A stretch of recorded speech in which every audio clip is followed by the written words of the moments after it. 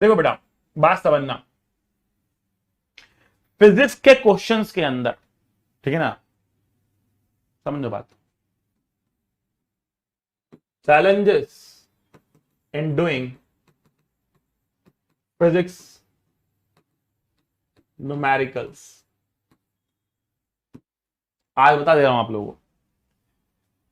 पहली बात तो समझो, फिजिक्स कभी भी पढ़ने से नहीं आती है, फिजिक्स हमेशा करने से आती है। जितने क्वेश्चन लगाओगे उतने क्वेश्चन सीखोगे, उतना दिमाग खुलेगा, करने से आएगी। तो करो क्वेश्चंस को। मैं इनफैक्ट क्लास में भी कह रहा हूं कि क्लास वर्क जो कर रहे हो वो भी आप पॉज करके पहले खुद से अटेम्प्ट करो और फिर जाके सोल्यूशन देखो, ठीक है।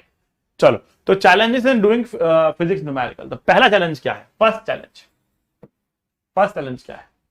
पहला चैलेंज होता है इंग्लिश का। English is the first challenge. English is the first challenge. अरे भैया, क्वेश्चन पढ़ के क्वेश्चन क्या कहना चाह रहा है ये तो समझो। यही समझ नहीं आता है बच्चों को। आधे से ज्यादा बच्चों को यह समझ ही नहीं आता है क्वेश्चन कह क्या रहा है। और जब तक समझ में आता तब तक बहुत लेट हो चुका होता है। क्या मतलब है इसका? इसका मतलब यह है कि 3-3 4-4 बार पढ़ना पड़ता है क्वेश्चन को, ठीक है। तो कि इसका सोल्यूशन क्या है? पहली बात तो ये, जितने क्वेश्चन करोगे उतनी बार पढ़ना पड़ेगा, उतने क्वेश्चन पढ़ोगे, जितने क्वेश्चन पढ़ोगे दिमाग में फिट हो जाएंगे। अगली बार वैसा कोई क्वेश्चन आपके सामने आएगा, फट से पकड़ लो, ये वाला क्वेश्चन है। तो एक्सपीरियंस इज द की, तो है। करत करत अभ्यास से जड़मती होत सुजान, रस्सी आवत जात ते सिल पर परत निशान। ठीक है ना, सुना है ना आपने दोहा है।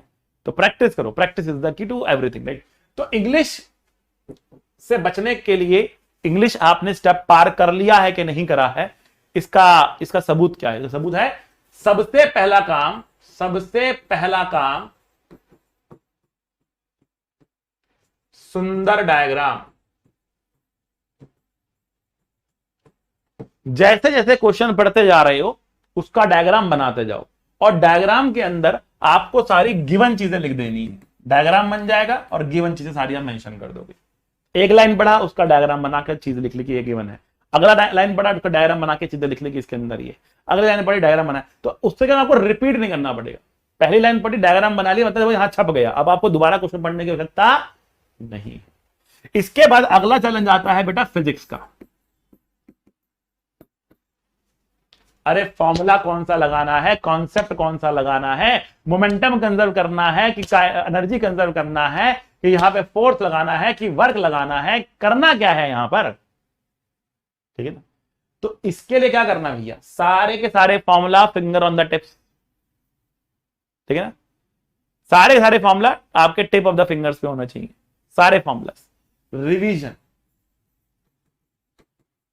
बहुत जरूरी है कॉन्सेप्ट्स का।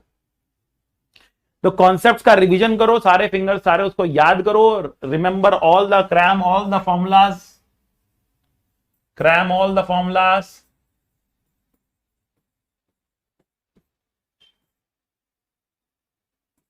समरी बनाओ।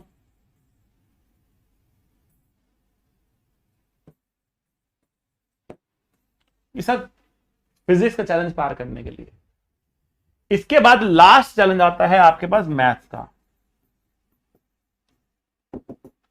कैलकुलेशन गलती नहीं करनी, कैलकुलेशन की गलती नहीं करनी।